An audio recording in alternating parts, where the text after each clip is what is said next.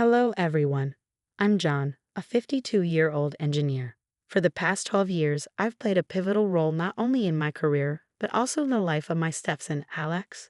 Joining Laura and Alex wasn't just about marriage, it was about forging new relationships. When I married Laura, Alex was just 10 years old, and I embraced the role of a stepdad wholeheartedly. I still remember those early days trying to connect with Alex. We searched for common ground in little things like video games and basketball.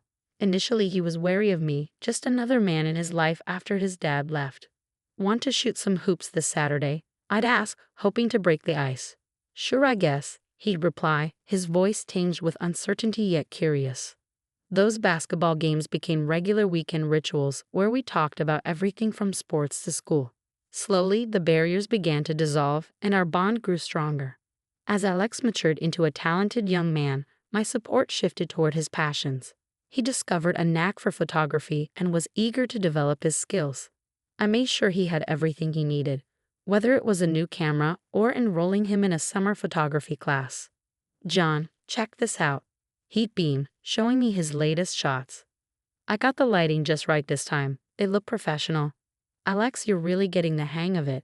I'd respond, genuinely impressed by his progress. Time flew by, and soon Alex was carving out a name for himself as a photographer. When he met Sophie, the love of his life, and announced their engagement, I felt a rush of joy, not just for him, but for the family we had become.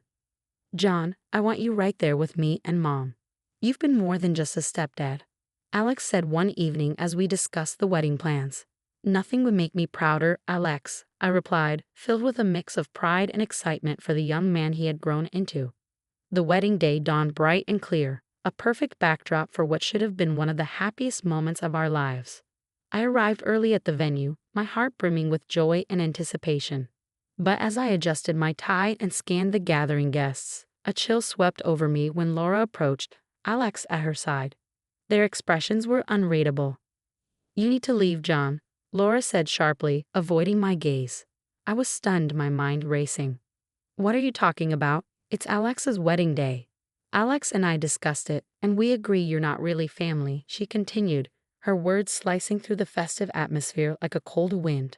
Alex stared at the ground, silent. Mom's right, John. It's better this way. The ground felt as if it had fallen away beneath me. But why? After everything, I pleaded. We don't need to explain. Please just go, Laura insisted, her tone final. Heart pounding and confusion swirling, I turned and left, the joyful sounds of the wedding fading into a dissonant echo in my ears.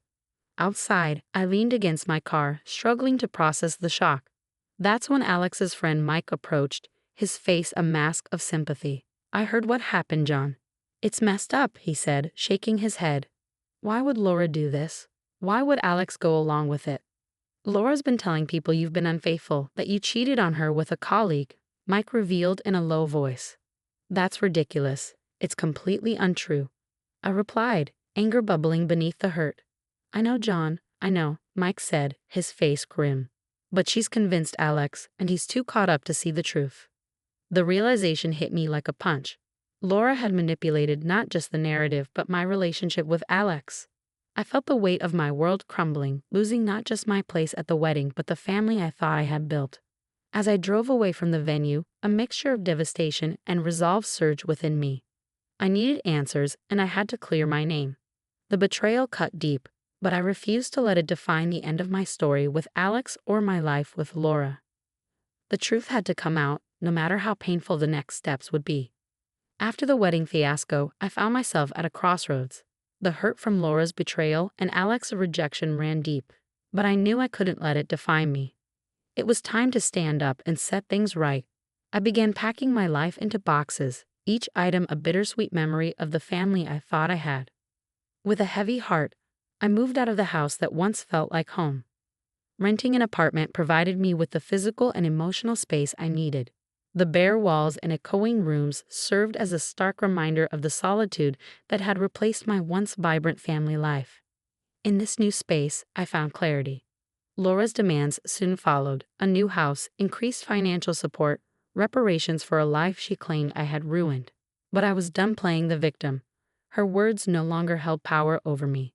No, Laura, I'm not funding your lies or your lifestyle anymore. I said firmly over the phone, feeling empowered by a line I had rehearsed. Her response was a mix of anger and disbelief, as if no one had ever dared to deny her before. But I stood my ground. Meanwhile, I began gathering evidence of her deceit. The truth about her ongoing affair with her ex-husband was no longer just a suspicion. It was a reality I was close to proving. Through mutual friends and a bit of sleuthing, I collected emails, messages, and testimonies that painted a clear picture of Laura's infidelity. It was painful to sift through the details of her betrayal, but it was necessary. With each piece of evidence, my resolve strengthened. Finally armed with undeniable proof, I filed for divorce. My lawyer, a straightforward and practical woman, became a beacon of support. "We'll make sure the truth comes out, John. You're not alone in this," she assured me as we prepared the documents to sever my ties with Laura. Standing in the courtroom, presenting the evidence of Laura's affair, I felt a weight lift off my shoulders. The judge's gavel struck a sound of finality and freedom as the divorce was granted. As I walked out of the courthouse, the sun breaking through the clouds felt symbolic. I had stood up for myself, cleared my name, and was ready to rebuild my life on my own terms. Though the journey was far from over, for the first time in a long time, I felt hopeful about the future.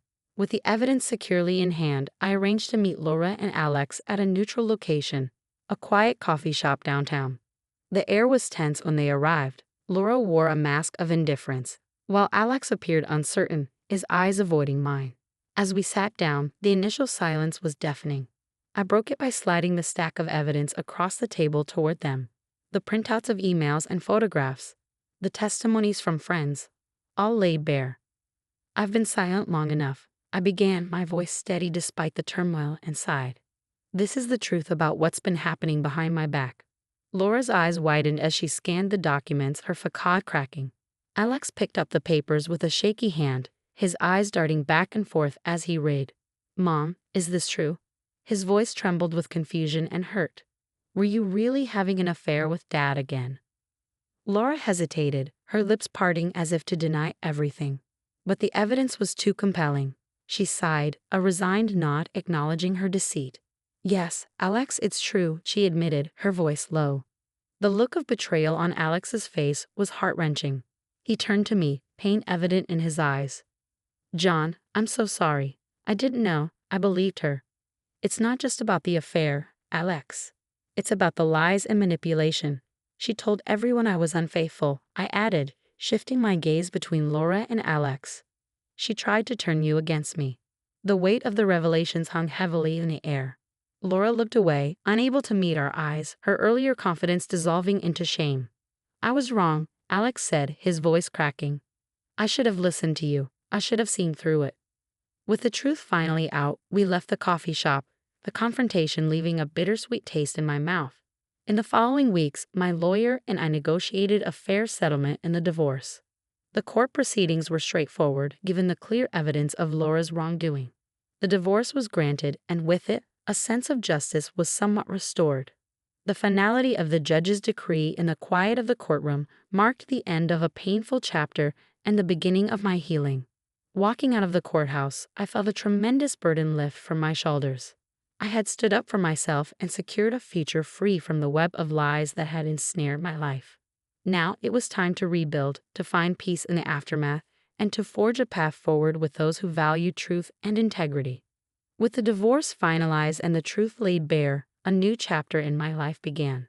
The weight of years of deception had lifted, leaving room for a renewed sense of purpose and freedom. I found myself positioned to rebuild my life from the ground up, a prospect both daunting and exhilarating. I dove back into my engineering work with a vigor that had been missing in the later years of my marriage, rediscovering my passion for innovation and problem-solving. I tackled new projects and collaborations, finding fulfillment in the challenges and creativity they demanded. My colleagues noticed the change, welcoming back the driven and focused engineer they once knew. "I've got a new project coming up, John.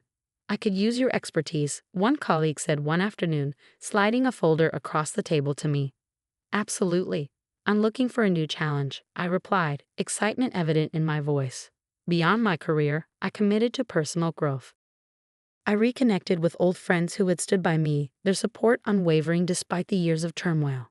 We shared meals and long conversations, their camaraderie reminding me of the importance of genuine relationships.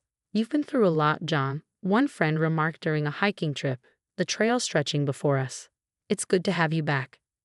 "Yeah, it feels good to be back," I admitted, the fresh air and open space reinforcing the sentiment. In these moments of reconnection and reflection, I realized how much of myself I had set aside.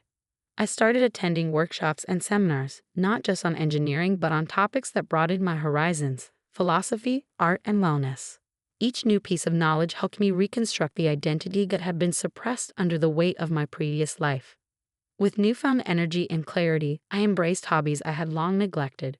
Photography became a favorite pursuit, allowing me to capture moments of beauty and tranquility that contrasted sharply with the chaos of recent years. My weekends were spent exploring nature trails with my camera, each photograph a testament to the world's expansive beauty and my own healing journey. As I built a new routine, my home transformed into a sanctuary filled with reminders of my interests and aspirations: books, models of engineering marvels, and photographs of scenic landscapes. It became a place of peace and inspiration, a true reflection of the person I had become. Looking forward, I felt a sense of optimism and resilience. The pain of the past was undeniable, but it had given way to a stronger, more independent version of myself. I was no longer defined by the deceit and manipulation that had marred my previous life, but by my ability to overcome and move forward. The journey was not without its scars, but with each day, I grew more confident in my path. I knew that whatever challenges lay ahead, I had the strength and the community to face them head on. The future was uncertain, but it was mine to shape, and I approached it with an open heart and an eager spirit, ready for whatever lay ahead. That wraps up our story. Now I'm curious to hear your thoughts. If you were in John's shoes, how would you have handled such a betrayal from someone you trusted? Would you have taken the same steps or chosen a different path? Share your thoughts in the comments below. If you enjoyed this story and want to see more like it, don't forget to hit that like button and subscribe to our channel. Your support helps us bring more content like this to you. Thanks for watching, and I look forward to reading your comments.